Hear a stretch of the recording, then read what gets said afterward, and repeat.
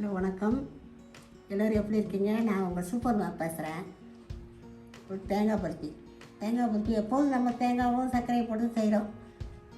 அது இப்போ வந்து கொஞ்சம் நான் டிஃப்ரெண்ட்டாக செய்கிறேன். கொஞ்சம் கடலை மாவு போட்டு நெய் கொஞ்சம் ஜாஸ்தி வச்சு செய்கிறேன். பாருங்கள் எவ்வளோன்னு சொல்கிறேன். புது விதமான தேங்காய் பருப்பி. அது எவ்வளோ வேணும் அளவு சொல்கிறேன். 2 தேங்காய் திருக்கி வச்சுருக்கேன். 3/4 kg சர்க்கரை,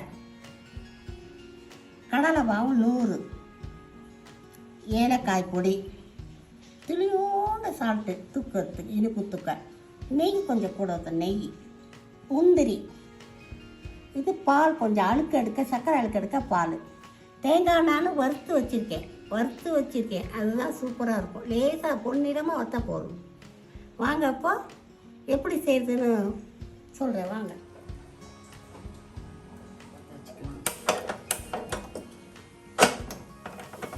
3/4 kg சர்க்கரையை கொட்டுறேன். கொஞ்சம் கூட இருந்தால் கூட பரவாயில்ல, ஆனால் கம்மியாக இருக்கக்கூடாது. 2 கிளாஸ் வேணால் 2 கிளாஸ் கூட ஊற்றணும். ஏன்னா தண்ணி நிறையா இருக்கும். கொஞ்சம் கம்மியாக இருந்தால் அப்படியே கல்லாக இருக்கும் சர்க்கரை. நல்லா சர்க்கரை கரையணும். சர்க்கரையை போட்டோம், தண்ணி ஊற்றினா ஒரு 10 நிமிஷம் ஆயிடுச்சு. நல்லா கரைஞ்சிச்சு பாருங்கள். ஒன்றும் கம்மி பண்ணலாம் வேணாம், நல்லா கரைஞ்சிச்சு. இத்திரியோடு ஒரு சிட்டிக்கை சால்ட்டு போட்டோம்னா இனிப்பு தூக்கும். அடுத்து கொஞ்சம் பால் ஊற்றினா கொஞ்சம் சர்க்கரையில் அழுக்கு எடுத்துரும் பாருங்கள். காய்ச்சின பால் எவ்வளோ ஊற்றினேன், நல்லா கொதித்து வரும்போது அழுக்கு எடுக்கலாம். பால் ஊற்றினோன்னு அழுக்கு எடுக்கிறோம் பாருங்கள். இந்த ஓரமெல்லாம் இது கொஞ்சம் நல்லா சர்க்கரையாக இருக்குது, இல்லைன்னா கருப்பாக இருக்குங்க பாருங்கள். இந்த ஓரத்தில் இருக்கிறத எடுத்துலாம். இது நல்லா இருக்குது, வேறு ஒன்றும் அழுக்கு இல்லை பாருங்கள். சும்மா ஒரு மாதிரி இருக்குது. ஏன்னா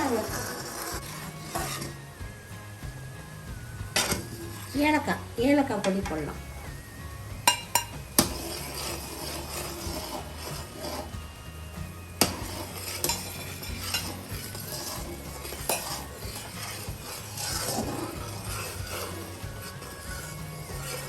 அடுத்தது தேங்காய். நான் தேங்காய் வறுத்து வச்சுருக்கேன், அதை போடுறேன். 2 தேங்காய் பெரிய காய்.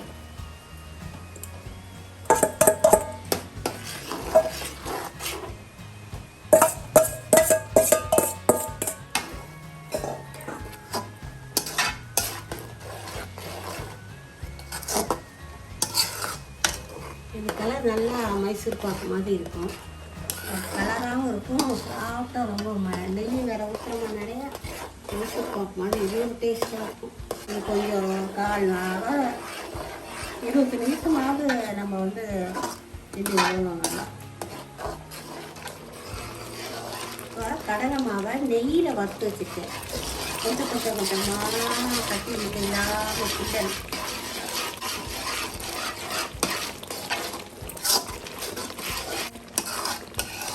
ஏன்னா நெய்யில் வறுத்து தான் போடணும், இல்லைன்னா பச்சை வாடை அடிக்கும் கடலை மாவு.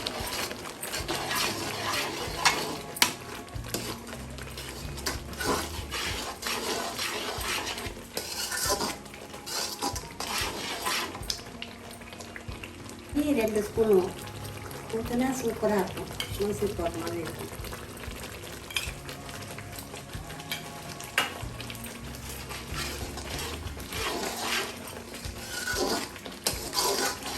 நெய்யிலே வேறு கடலை மாவு வச்சுப்போம்.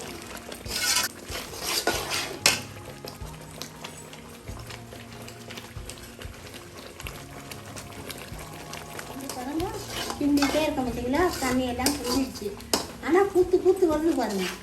உப்புமா மாதிரி உப்புமா நம்ம கிண்டுவோம் போல பாருங்களா, ரொம்ப கெட்டியாகலாம். அப்படியே பொலன்னு உப்புமா கிண்டுவோம்ல, அது மாதிரி உப்புமா மாதிரி கொஞ்சம் பூத்து வரும். பூத்து வரும்போது டக்குன்னு தட்டில் நெய் தடவின தட்டில் கொட்டிடலாம். நெய் தடவிட்ட 2 பிளேட்டில் உடனே கொட்டிடணும்.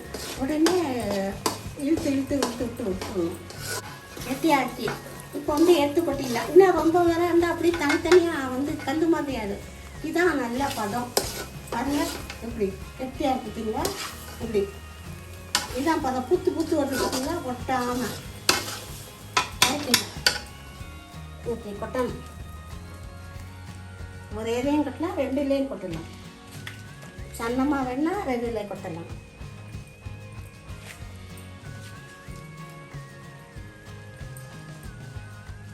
அழகாக அப்படியே சதுரமாகவும் ஸ்கொயராகவும் கட் பண்ணலாம், சதுரமாகவும் கட் பண்ணலாம்.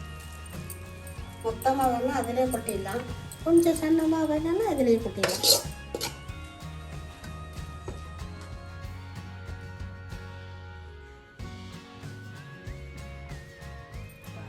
கொட்டியாச்சு, நல்லா அழகாக இருந்துச்சு. இது உடனே கட் பண்ண ஒரு 1/2 hour கழித்து கட் பண்ணிடலாம்.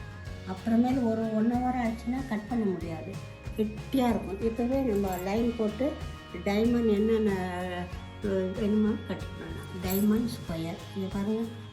இப்போ இந்த பதத்தில் தான் கட் பண்ணணும்.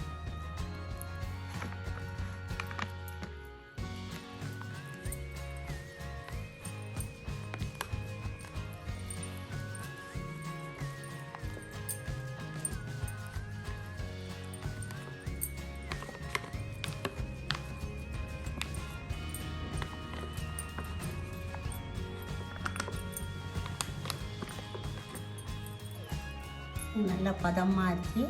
இப்போ கட் பண்ணியாச்சு. இது நைட்டு கட் பண்ணி நாளைக்கு காலையில் அப்படியே எடுத்தால் அப்படியே டைமண்ட் ஸ்லேஸாக வரும்.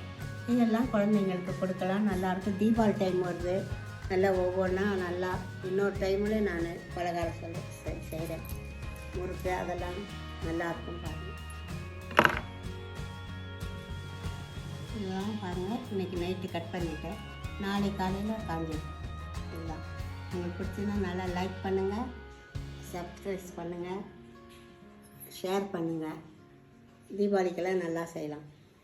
நன்றி, வணக்கம்.